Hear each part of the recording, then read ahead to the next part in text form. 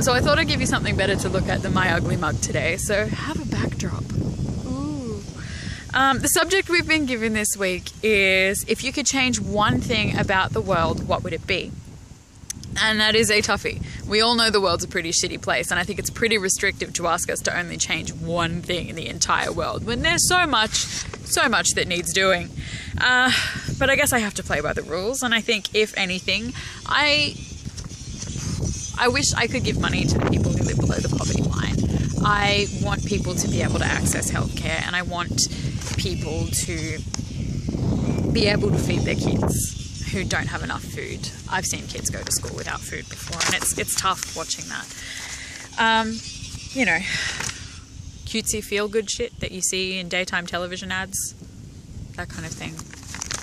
$1 to save a life. They've tried it in some countries. It's actually called the Nordic model, because countries like Denmark, Sweden, I believe, Norway and Iceland are the leading implementers of it. Basically, they have this sort of universalist welfare state, and Norway and Iceland, according to my Google search, are the leading implementers of it.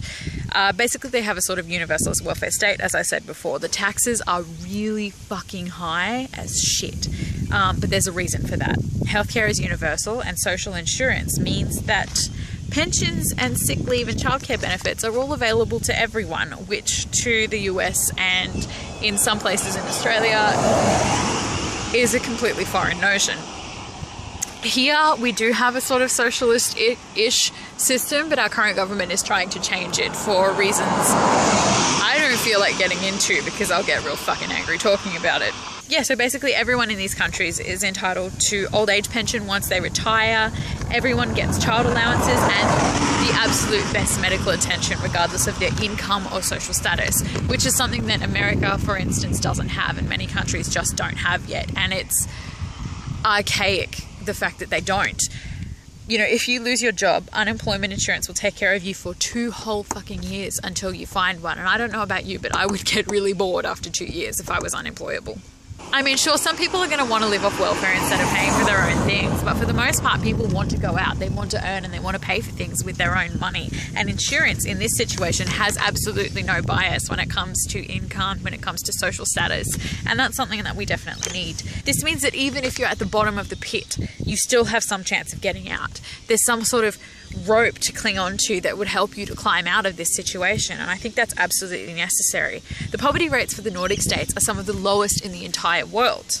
Not that their pensions are crazy high or anything, but they're certainly a lot higher than some of the other parts of the world. I think the problem with the leaders of the rest of the world is that they think that getting social welfare is going to make people lazy, is going to make you want to just hold on to that welfare and not do anything with your life. And I say to those people who think that it's going to cause laziness, you've never been poor a day in your life, have you?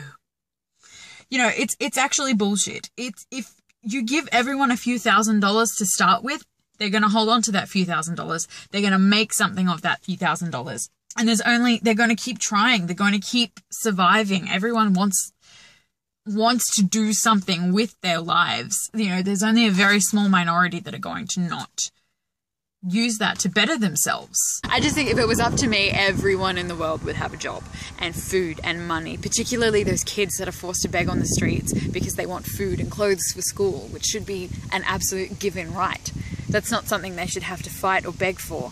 You know, people without jobs could afford food and doctors and childcare so that they might actually have the health and the time to fucking look for a job. You know, which would make sense.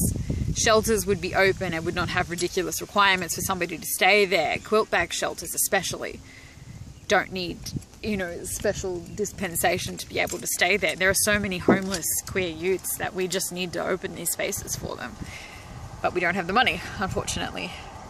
We have enough bullshit to deal with as queer people rather than having to worry about whether or not we're special enough to stay in a shelter. Oh, this is shit. This is shit. I don't want to do this anymore. I mean, I've got it better than some, but I really don't have shit either. I'm a 20-something with minimal job prospects, about to pay off a shitload of uni debt if I can even get a job that fits over the tax bracket. Basically, everything sucks. Everything. And I don't have a speck of power to change it, but, you know, that's what I'd do if I did.